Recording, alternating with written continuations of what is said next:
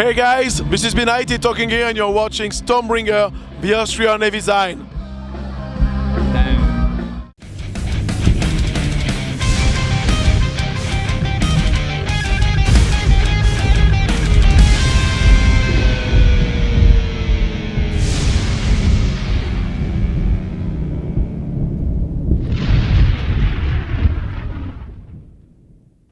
So basically you started out as a death/black metal band when you started. What kind of band do you think are you now? Is it just grindcore? Actually, yeah, when we started it was something like 20 years ago now, so we made a long travel until today. I would say today we are a mix between our spine is death metal for sure. Around this spine you can find different influences like grindcore, hardcore, black metal, even sometimes something like, you know, punk rock in the energy, and that's how we progress until today. And so you found your niche. I think so. Yeah. But in 20 years we had time to. So yeah. But talking of the time, you are the only constant band member in the band since 1998. Actually, yeah. So the other ones are just comfortable in the band now? Yeah, really. I play in Benighted since 3 years now, and they became like my whole family. You know, it's very great to play in this band. I feel very good. So it seems comfortable for you as well to be in the band with more or less steady lineup. Sorry, I did not hear the question. Are you comfortable in the band as well now with a more or less steady lineup? Yeah, I think so.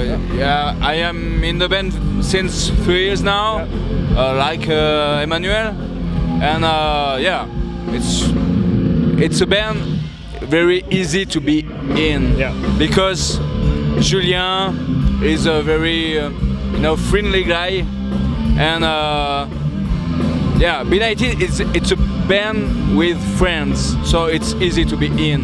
Yeah, so I am comfortable to be in.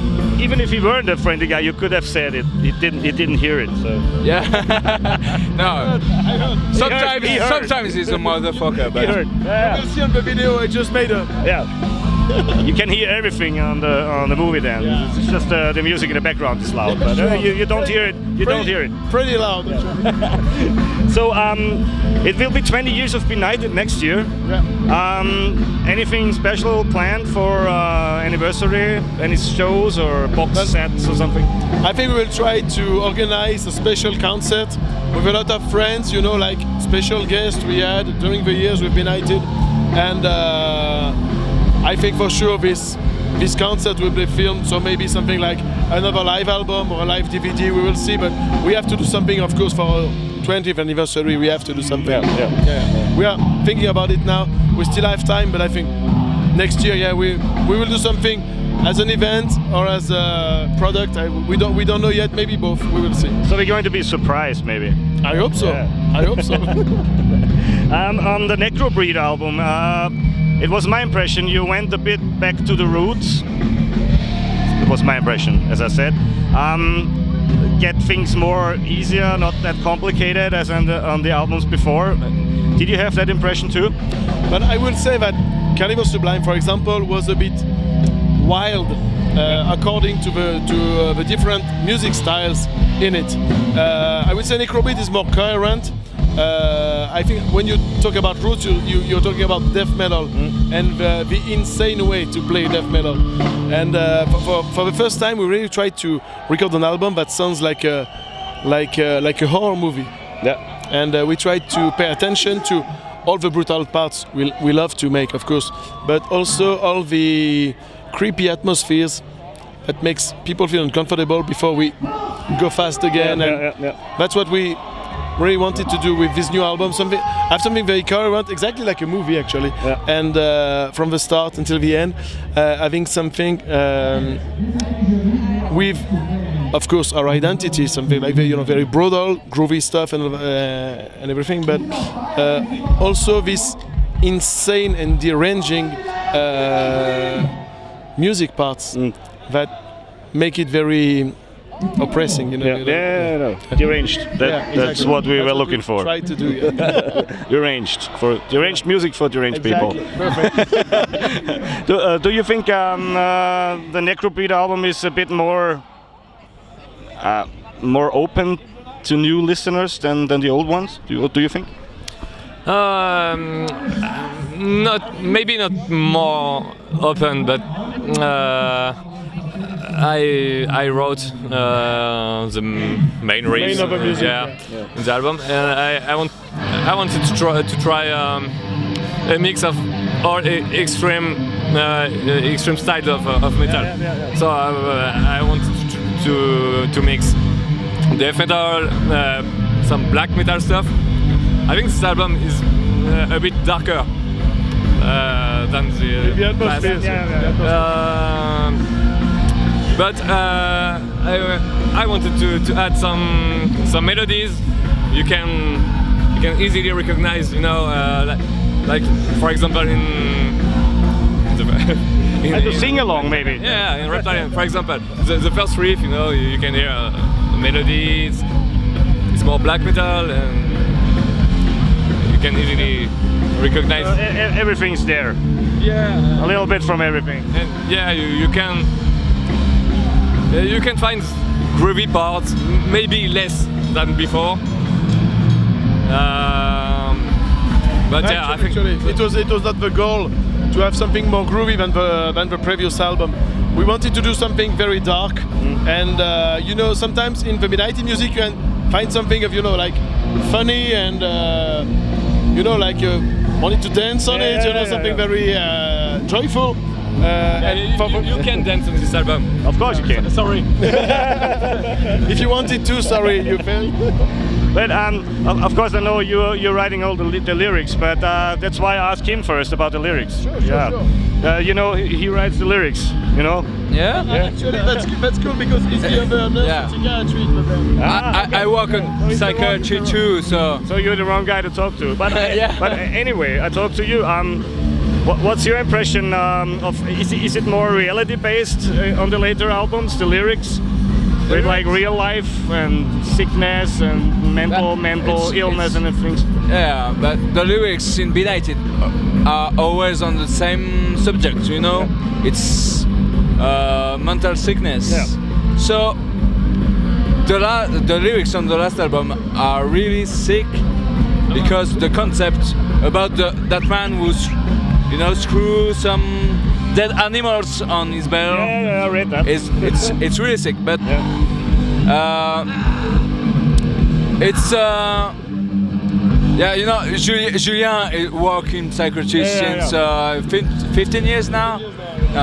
So it's you know, endless subject to speak about. Yeah, of course. Because human mind is capable of you know, crazy and insane things. Yeah. And it's we know that, for example, watching Stormbringer, for example. Yeah. But so on the last album, the lyrics I think it's the creepiest lyrics ever. Yeah. On That's Benighted. what I thought. That's what I thought as well. Yeah. You can see it on the, you know, on the video clip. Yeah, because it has a concept as well. Yeah. It's a concept, and it's really, you know, like in horror movies, gore movies. Yeah. It's you know. Yeah, creepy. You feel uncomfortable about it. I think so. Yeah.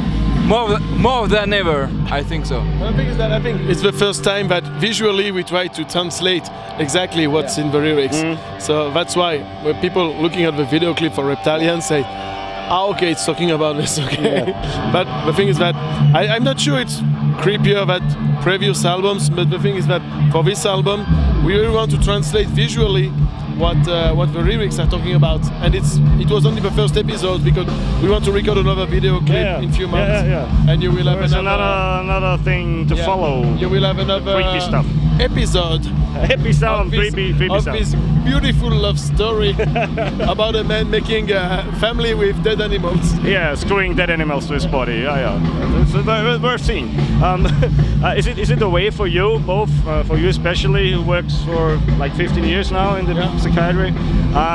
Is it a way for you to cope with things, to get rid of things when you are at home? If you write about it and sing about it, it's always easy to handle. I'm pretty used to it. So the thing is that I have a very good balance between my job and my band. Yeah. Both of them balance themselves very well. So when I'm at my job, I use music a lot with my patients, and when I'm with my band, I use psychiatry pathologies a lot. So it's a perfect balance. They just come from one sanitarium to the next. Exactly. Exactly. On Carnival Sublime, you did a Rammstein cover, right? How did you handle the German lyrics, and do you know a bit of German, and do you know what you sing about on this song? Ja, ich kann ein bisschen Deutsch sprechen. Ich habe es in Schule gelernt, wenn ich in Schule war. Aber ich habe viel vergessen. When I was young, I learned German. I forgot a lot. But I'm a huge fan of Rammstein, by the way.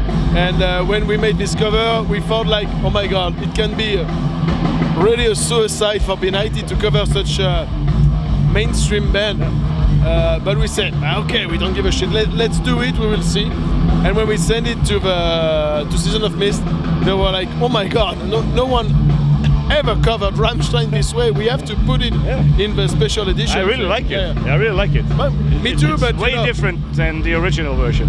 It is, but we tried to play this song like if it was a Benighted one, keeping the main riffs, of course, but trying to adapt it like if it was our song.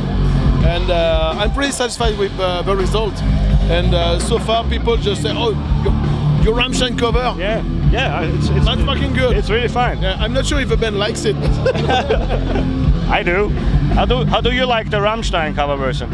Sorry, I can't hear you. How do you like the Rammstein cover version? Oh yeah. How do you like it? Comment tu l'aimes? I really like it. I think it's too bad we don't play it in live. I want to play the song. You don't are allowed to play it live. I guess. Yeah. Ready. I think actually we could. We just have to put it in the set list. Yeah, nobody cares. We can practice. Yeah. It's a reference to practice because we live very far from each other. Yeah. So we can practice. No cameras here, anything. No, sorry. I'm a bit drunk and I can't hear you because of the music. Never mind. That's what you're here for. Everyone noticed is drunk. You are with Season of Mist since 2009, I guess. Something. Something. Yeah. Was it important for you to have a French label in the back, or was it just coincidentally? Actually, no. It was just that I didn't know any guys from Season of Mist before we signed with them, and when we first met, we had a very easygoing relation together. That's very important for me, as Benighted is not our job. You know, we don't live with Benighted. Benighted is definitely not not made to make us live. Yeah. We don't give a shit about it. It's only our passion, our bonus, apart from our common life. But psychiatry. Yeah, exactly. But the thing is that with Season of Mist, we have a very good relationship and we entrust with them. So as soon as we need something, we just had to ask. Most of the crew of Season of Mist became friends. Very close friends, so it's very easy to work with them. I have to work in confidence with the label. That's the most important for me, because it's not my job. And so with Season of Mist, everything works perfectly. Just have to talk very easily, one to each other if we need something, and it works. So that's all I'm asking for a label. And we have a very good promotion, very good distribution, so we don't need anything else. It works perfectly like that. Basically fine. Yeah, exactly. So how do you like it here in total? Kaltenbach. It's I don't know, fourth time. I think the twice. Second time. Okay. Yeah. Second time. Sorry. So it's always cool to play there because the countryside is very beautiful and it's like playing in the forest, and it's very, very pleasant to be. That's why we are sitting in the lawn here. But you don't see very much of the forest. Yeah. Sorry. But there's a lot of forest around. It's a little bit cold, maybe, but yeah. You have to put on some sweater or something. No, it's very good. And our manager and very close friend Ronnie works for the fest, and it's always a pleasure to be there. Yeah, I know. Let's say hi to Ronnie. Hi, Ronnie. Hi, Ronnie. he will see it anyway. So, yeah. So last question. Stormbringer, the Austrian heavy scene. You heard about it? Stormbringer? Yeah. What's that? The magazine I work for. Ah, okay. Oh, sure. I had some interview. We cut that out. Yeah, I already made interviews for you, bro. Okay, another take. Stormbringer. What do you think about Stormbringer? Yeah, sure. Thank you all for all the support you gave to bands, and we have to say hello to all of Austrian friends, because Austria is always a country we love to play in, because so many people support us in Austria, but each time we come to a festival or a gig somewhere, it's a huge party, and we really like to come to play there. So being again in Kaltenbach today, it's a huge chance for us, and I am sure we will have an amazing and unforgettable time with the crowd. I'm really looking forward to go on stage now. I think we have 3 hours to wait. Yeah, sometime. But we're really looking forward for the gig tonight, and of course for every gig which is coming up in Austria. Thanks, the man. next couple of To all the guys years. who follow Stormbringers, thank you for your support, and we hope to be back soon, as many times as we can, because each time it's a huge party here. And listen to Benighted, more or less. If you can.